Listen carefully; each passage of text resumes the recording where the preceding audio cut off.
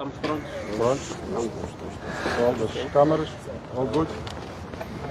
Muito bem, Venâncio Magalhães, o que é que vinha a fazer no Tribunal Administrativo? muito bem. Muito obrigado pela vossa presença. Bom, nós estamos no âmbito da nossa cruzada da contestação dos resultados eleitorais das eleições de 11 de outubro de 2023. Esta é uma das etapas conclusivas do processo da contestação, porque tinha várias etapas. E hoje, o que é que nós viemos cá fazer? Viemos a submeter ao Tribunal Administrativo uma providência cautelar, que essa providência cautelar visa dois objetos. O primeiro objeto dessa providência cautelar tem a ver com intimar. Nós oficiamos ao Tribunal Administrativo para intimar ao Conselho Constitucional para pronunciar-se relativamente ao pedido de aclaração feita pela RENAMO do acórdão do Conselho Constitucional, e que este pedido de aclaração foi feito no dia 27 de novembro, isto é, há cerca de 40 dias. Porque nós estamos aqui perante uma violação cometida pelo próprio Conselho Constitucional, uma violação das normas processuais. Ao abrigo do Código de Processo Civil, este requerimento da RENAMO de pedido de aclaração devia ter sido respondido, ou no mínimo notificado o requerente, em 5 dias. De acordo com a lei da formação da vontade da administração pública, tem um período mais alargado que é de 15 dias. E nós estamos a falar de um pedido de aclaração, foi feito, já passam 40 dias, portanto está muito acima. Portanto, o Conselho Constitucional está numa situação de infração, de irregularidade em relação ao tratamento do expediente. Então nós viemos solicitar ao Tribunal Administrativo que intime, que tem competência para tal, para o Conselho Constitucional responder às solicitações da RENAMO. Primeiro, pedido de aclaração, e o segundo foi um pedido das certidões, das atas do coletivo de juízes do Conselho Constitucional que estiveram na base da elaboração do acórdão. E é só para salientar que as atas, elas não representam, digamos assim, a disponibilização das atas, ou da certidão das atas, não é um ato jurisdicional. Portanto, o coletivo de juízes não precisa se reunir para decidir se devem dar as atas ou não à RENAMO. É um ato meramente administrativo. Portanto, mais uma razão para dizer que não há aí nenhum tipo de justificação para não terem sido entregues já as atas até este momento. Portanto, esta era com relação ao Conselho Constitucional, a providência cautelar que nós submetemos ao Tribunal Administrativo. Mas ainda hoje, também submetemos uma reclamação ao Provedor de Justiça, justamente com o mesmo objeto. Tem a ver com a reclamação por falta de resposta à aclaração e a falta de resposta ao pedido das certidões das atas. Portanto, o Provedor de Justiça já recebeu a reclamação da RENAMO e o Provedor de Justiça tem competência, tem obrigação de notificar o Conselho Constitucional. Também queríamos dizer aqui uma coisa nova, esta grande novidade que nós temos para hoje. Também submetemos à PGR um pedido de parecer sobre a grande polêmica sobre as competências dos tribunais judiciais distritais. Portanto, segundo o nosso enquadramento legal, quem tem competência para dar parecer sobre isso é a PGR. E isto aqui é muito importante notar porque que nós fomos a PGR. Porque durante os julgamentos que aconteceram nos tribunais distritais, estavam presentes procuradores do Ministério Público. E estes procuradores, em nenhum momento, levantaram as questões das competências. Significa, se os juízes não tinham competências de julgar, então, que por maioria de razão, os procuradores que estiverem em audiência destes julgamentos também não tinham competência de lá estar. Então, para isso que nós solicitamos que a PGR apresente um parecer sobre esta questão pontual das competências dos tribunais judiciais. E para terminar, submetemos ao próprio Conselho Constitucional também, hoje, um pedido sobre o estágio de andamento, sobre a aclaração do acórdão e também o estágio de andamento sobre a solicitação da certidão das atas. E, por último, comunicamos ao Conselho Constitucional, provavelmente não tenha conhecimento, que nós já havíamos submetido à PGR o famoso recurso extraordinário, ou, em palavras simples, o pedido de anulação do acórdão do Conselho Constitucional. Portanto, o Conselho Constitucional, nós achamos que tem o direito de estar informado que a RENAMO submeteu à PGR. Portanto, em rigor, hoje submetemos 6 documentos, 6 ofícios, que envolvem o Tribunal Administrativo, a Provedoria-Geral da República, Provedoria de Justiça, queria dizer, e também a PGR.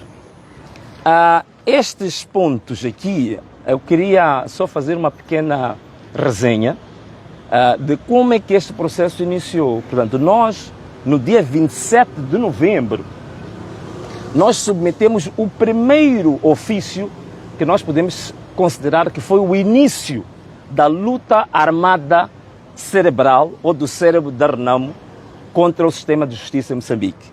E esse primeiro documento que nós submetemos, vocês devem estar lembrados, foi no dia 27 de novembro, foi a participação criminal contra o PCA da TVM, Hélio Jonas, e todos os seus colaboradores da administração.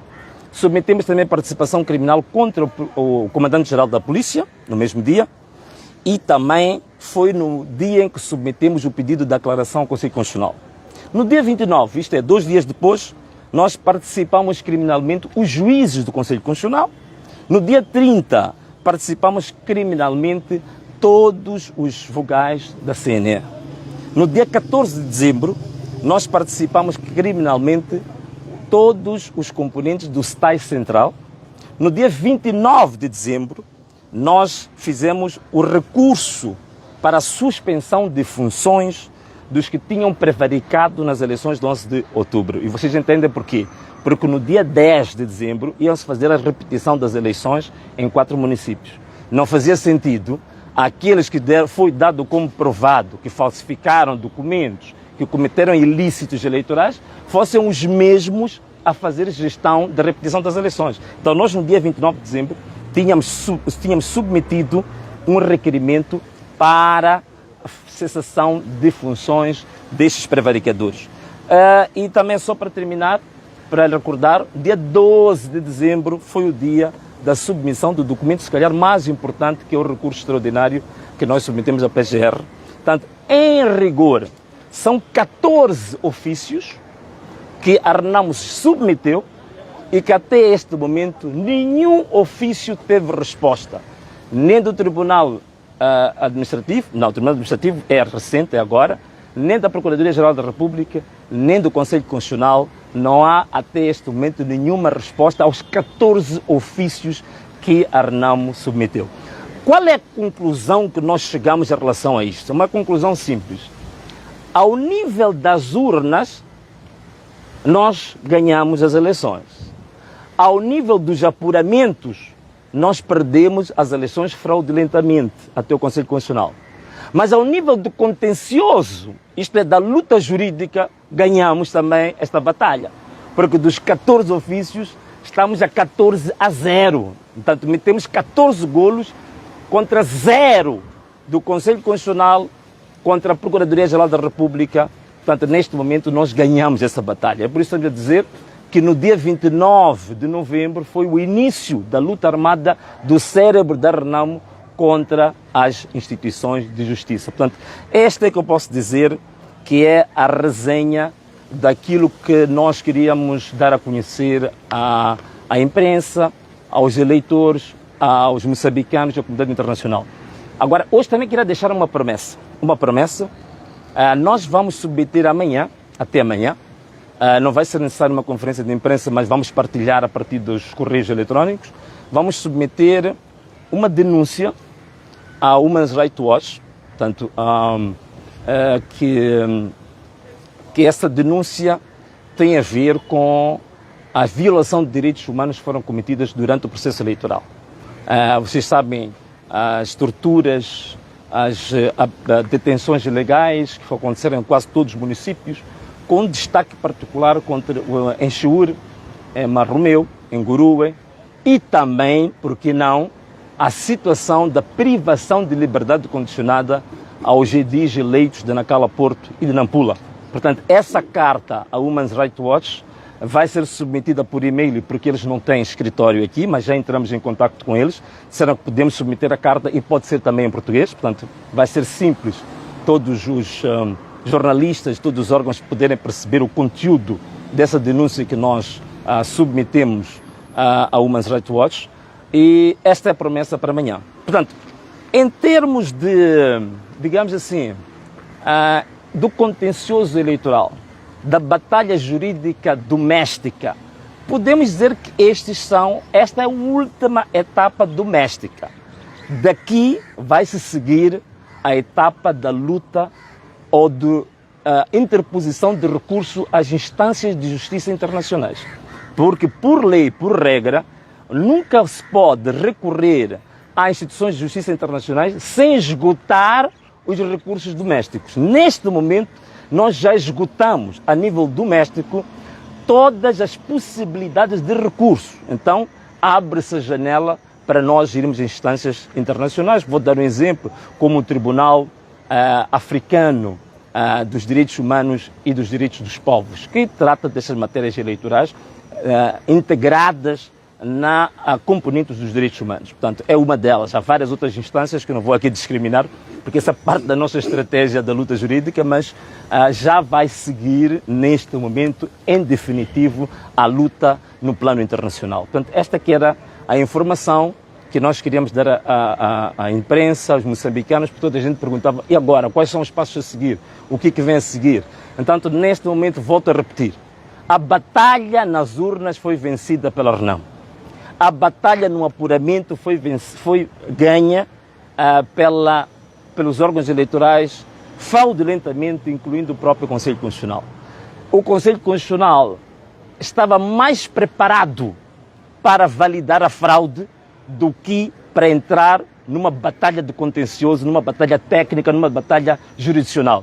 Daí que conseguiu fazer todo tipo de acordos para validar todas aquelas falsidades e irregularidades, mas não consegue responder a um único documento que nós colocamos em causa tecnicamente, digamos, o próprio acórdão e a própria atuação do Conselho Constitucional. Portanto, é muito importante saber que esta é uma vitória da Renamo inegável contra as instituições de justiça que apadrinharam a fraude. Portanto, queria fechar mesmo por aqui. Uma outra pergunta fora deste contexto. Já esperava. É apontado por alguns círculos como o potencial candidato presidenciável por parte da Renamo. Em primeiro lugar, gostava de colher a sua reação em relação a estes pensamentos e depois em relação aos pronunciamentos do porta-voz da Renamo, que anunciou que o Yusuf Mohammed é candidato do partido às presidenciais, sem que ainda os órgãos do partido tenham tomado uma deliberação sobre isso. Tá. Não, é uma boa questão, mas se me permitires, Tiwa, eu vou responder primeiro a segunda pergunta e depois respondo a tua primeira, que acho que teria mais lógica assim para percebermos. Primeiro eu vou falar justamente dos pronunciamentos do porta-voz do meu partido, do Partido Renamo, relativamente à minha pessoa, sendo sincero e direto, que eu era o alvo principal de todas as declarações feitas por ele. Portanto, 90% de tudo quanto ele disse tinha a ver com a minha pessoa. Em relação aos pronunciamentos do Dr. Manteigas, primeiro eu queria questionar, porque ele é jurista, como é sabido, ou pelo menos é licenciado em Direito, não sei se é jurista. Como licenciado em Direito, ele sabe muito bem que atos desta natureza, eles só são válidos a partir de uma deliberação. Portanto, não é uma conversa de café, não é uma conversa circunstancial. Logo, todo tipo de deliberação vincula um determinado órgão. Então, a primeira coisa que ele devia ter feito, quando falou à imprensa, ele devia ter dado a referência da deliberação que tomou a decisão de declarar o presidente general Yusuf Mohammed como candidato único e exclusivo às eleições presidenciais. Portanto, qual é o órgão em que ele era porta-voz? Se ele é porta-voz, ele tem que ser porta-voz de um órgão, e um órgão colegial. Qual é esse órgão? E qual é que é, de fato, esse candidato? Ou então o próprio Manteigas é que é candidato? Portanto, esta é a primeira questão que nós temos que colocar. E outra tristeza nas afirmações do Dr. Manteigas é que todo jurista, quando quer falar de aspectos que têm a ver com normas internas, tem a ver com regulamentos internos, tem a ver com questões processuais, deve fazer referência à norma específica dos estatutos que sustenta a sua declaração. Portanto, as declarações que ele faz, qual é que é a fundamentação legal? Onde é que ele foi buscar a norma que valida, que legitima que ele faça aquele tipo de declarações? Isto é muito grave, porque você nunca pode fazer afirmações de assuntos cruciais, claviculares de uma instituição sem sustentar o fundamento legal. Foi o que aconteceu com o acordo do Conselho Constitucional. Vocês lembram-se do artigo publicado pela Ordem dos Advogados, que dizia que o grande ausente no acordo do Conselho Constitucional foi a fundamentação. Então, o grandíssimo ausente nas declarações do Dr. Manteigas foi exatamente a falta de fundamentação legal de tudo quanto ele disse. Logo, podemos pressupor que o que o Dr. Manteigas disse foi algo que não reflete a deliberação, o consenso e a apreciação de qualquer órgão do partido. Seja uma reunião de quadros, seja do Conselho Nacional, seja da Comissão Política Nacional, seja muito menos do Congresso, que ainda não foi realizado. Sendo assim, as declarações do Dr. Manteigas entram na categoria de declarações francamente ilegais e irregulares. Em rigor, o Dr. Manteigas usurpou as competências do Conselho Constitucional. E quando ele começa a falar de aspectos particulares de um candidato ou de outro candidato, falando de aspectos disciplinares de potenciais candidatos, ele usurpa as competências de um outro órgão que é o Conselho Nacional de Jurisdição, que tem competência para tratar das matérias de disciplina interna. Então, o Dr. Manteigas usurpa competências do Conselho Nacional, do Conselho Nacional de Jurisdição e também do próprio Congresso. Sendo assim, quem realmente violou os estatutos, quem realmente violou as regras internas, normas internas, foi justamente o Dr. Manteigas. Então, eu penso que, em rigor, o Conselho Nacional de Jurisdição devia abrir um processo disciplinar contra o Dr. Manteigas. O que ele fez foi violação clara dos estatutos. Vejam só uma coisa, ele não afirma que o general, Sua Excelência General Youssoufo Momad, é candidato à sua própria sucessão à presidência do partido. Ele salta esta etapa e avança, diz que é candidato às eleições presidenciais. Quer dizer, logo está a assumir que o Conselho Nacional e o Congresso já não têm absolutamente nenhum poder cognitivo em relação a esta matéria. Por isso que ele indica que a decisão do partido é que o candidato, neste momento, que reúna os termos de referência, que nós sabemos quais, porque ainda não foram dados a conhecer, é o Youssoufo Momad. Portanto, é uma gravíssima violação, não só dos estatutos, mas é uma gravíssima violação da própria ética da RENAMO. É uma grave violação do brio profissional. Portanto, digamos assim, para alguém ligado ao direito, só podemos dizer que provavelmente ele não tenha feito o curso de direito, mas tenha feito um recurso de direito, porque quem tenha feito um curso, penso que no primeiro ano saberia que tudo quanto foi dito foi mais emocional do que propriamente jurídico. Não tem valor jurídico absolutamente nenhum. Em relação à primeira questão. A relação ainda, deixa-me só terminar essa, depois eu venho para a sua questão. Outra questão que eu também queria levantar aqui é que o Dr. Manteigas coloca em causa os jovens que de uma forma livre pronunciaram-se, eu por acaso não sabia, diz que esses jovens, insultou os jovens, portanto falou muito mal desses jovens, como se esses jovens não tivessem a história do partido, não tivessem a alma do partido, que não estivessem a trabalhar para os objetivos nobres do partido, que é totalmente errado. É um insulto à juventude que apoiou a RENAMO incondicionalmente. E o Dr. Manteigas nunca esteve, pelo menos que eu saiba, numa única marcha ele nunca participou numa marcha. Só na cidade de Maputo foram presos 33 jovens, estiveram detidos 33 jovens, houve 10 jovens baleados com balas verdadeiras.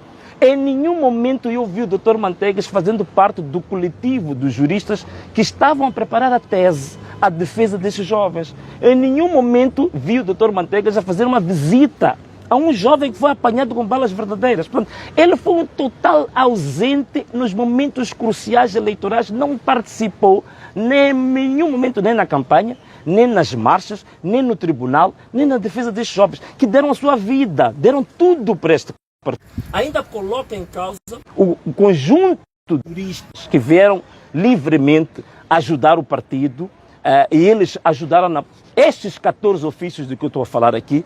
Tivemos uma ajuda incondicional de vários juristas que não são parte do partido, que auxiliaram o Renamo a fazer esses documentos. Você não ouve nenhum analista a dizer que a Renamo tenha cometido erros de forma ou erros técnicos nos seus recursos. Foram os recursos mais bem elaborados da história da Renamo.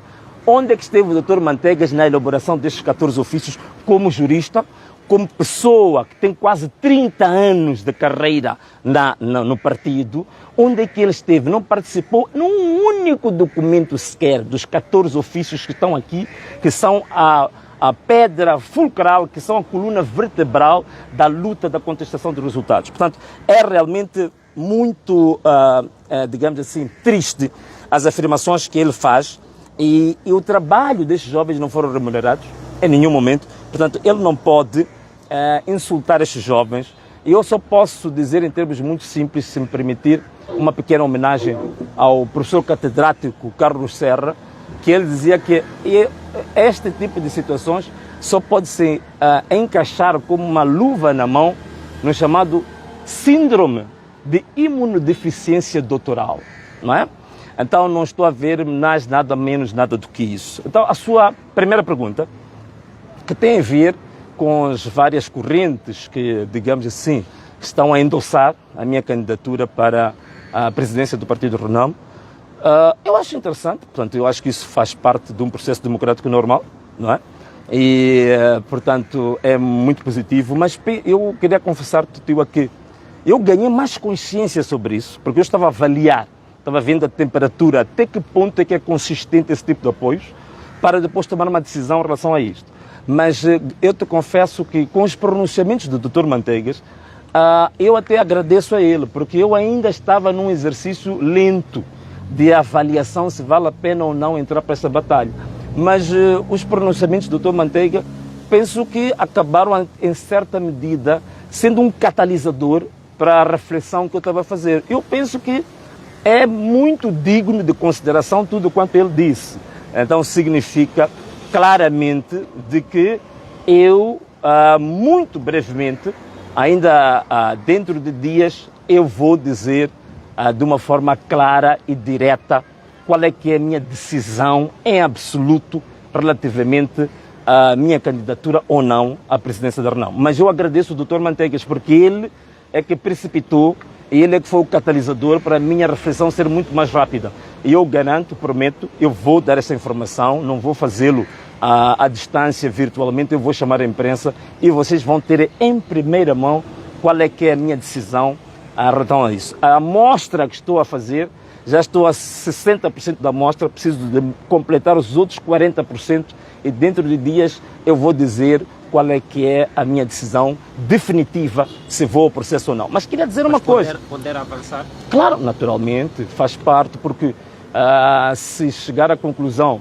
depois de completar os 40% da amostra, que de fato há um apoio dos membros da Renamo e dos eleitores jovens, dos mexicanos, para que assim seja, penso que as coisas de política e no servir público há uma divisa, quer dizer, há uma frase que é uma frase emblemática para todos os partidos, quer dizer, se há um chamamento do povo, você individualmente não tem capacidade individual ou legitimidade para negar o chamamento do povo. Se, depois da minha reflexão, comprovar-se que de fato reflete o chamamento do povo, eu garanto aqui e agora que não tenho nenhuma vergonha de dizer que vou avançar sim, sem problema absolutamente nenhum. Há duas opções aqui.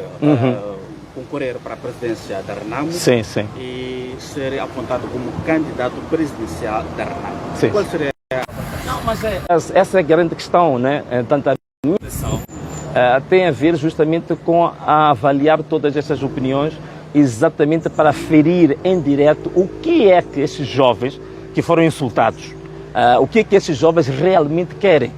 Já ouvi vários cenários falar-se de um candidato honorário, por exemplo, mas também não, desculpa, um presidente honorário, criar-se essa figura de presidente honorário que a Renamo não tem. A outra é não um presidente honorário, mas um presidente do partido que não seja propriamente um candidato a presidenciais, a esse cenário. Mas há quem diga que, por exemplo, pode-se fazer revisão dos estatutos e ter 2 vice-presidências e um secretário-geral e qualquer um deles possa ser candidato. Portanto, há uma esquematização muito grande nas várias opiniões que estão a ser lançadas, então é preciso aferir muito bem e eu vos garanto, dou a minha palavra que eu, muito brevemente, vou chamar a imprensa para dar a conhecer o meu posicionamento definitivo em relação a esta matéria. Mas isso fragiliza o partido um pouco, Tendo em conta as declarações de José Manteigas, calcula que isto pode criar fricções dentro do próprio partido, incluindo com a atual liderança de Yusuf Mahamat? Quer dizer, é assim, se houver fricções, essas fricções serão criadas pelo próprio Dr. Manteigas, né? Naturalmente. Eu não vejo motivos pessoais para haver fricções em relação a isso. Tanto mais que tudo o que foi dito em relação à minha pessoa, não estou de forma absolutamente nenhuma ferido na minha integridade. Entendo isso como alguns deslizes do debate interno, que é frutuoso. Então, cá por mim, não estou a ver motivos nenhuns para qualquer tipo de fricção. Eu penso que faz parte do debate pré-eleitoral, interno, que é natural, mas não estou a ver razões para levantamento de hostilidades internas, não estou a ver. Mas se de facto for a escolha o Yusuf Mahamat, acha que o partido terá os resultados que almeja em termos práticos, tendo em conta também este contexto em que há uma crítica sobre a inércia, sobre a situação de como é que foram as irregularidades geridas, acha que o partido teria este capital político? Bom, isso é assim, não sou, nem posso ser futurista, não é? Mesmo que a gente faça uma estratégia eleitoral muito bem elaborada, mas os resultados eleitorais são sempre uma incógnita, são sempre um fator sociológico. Portanto, há coisas que são previsíveis, que é a planificação, que é a estratégia, mas há um lado que é uma incógnita. Então, eu creio que não posso fazer uma afirmação tão taxativa, que os resultados serão bons ou maus, mas eu posso dizer que se esta for a vontade expressa no Conselho Nacional e a vontade expressa no Congresso, eu vou respeitar essa vontade e tudo vou fazer para colaborar para que tenhamos resultados positivos e bons. É a única coisa que me compete e que eu possa dizer de uma forma com propriedade. Isso eu vou fazer, que é colaborar de uma forma incondicional e dar o meu máximo para aquele candidato que for escolhido e selecionado pelo Congresso a poder ter sucesso. Isso vou fazer. Quando fala Muito obrigado. De amostras, está a falar de trabalho de bases, de Sim, organização sim. de apoio para as... Não apoios financeiros, Não financeiros. mas apoios, o suporte, tudo. sim, é preciso aferir isso. Precisa aferir. Eu não vou dizer que não estou a fazer esse trabalho ao nível do país inteiro para aquilatar até que ponto é que realmente esse apoio é circunstancial, é um apoio, digamos assim, espetaculoso, né? Já que chamam a vossa televisão de espetaculosa. Já não é. Ou então é um apoio real e efetivo, não é? Então, esse trabalho nós estamos a fazer e estou a receber feedback do país inteiro, né? Muito obrigado. Bem, nós estivemos assim em direto a partir da página oficial do Venâncio Mondlane. Hoje estivemos no Tribunal Administrativo para dar seguimento às nossas contestações relativamente aos resultados eleitorais.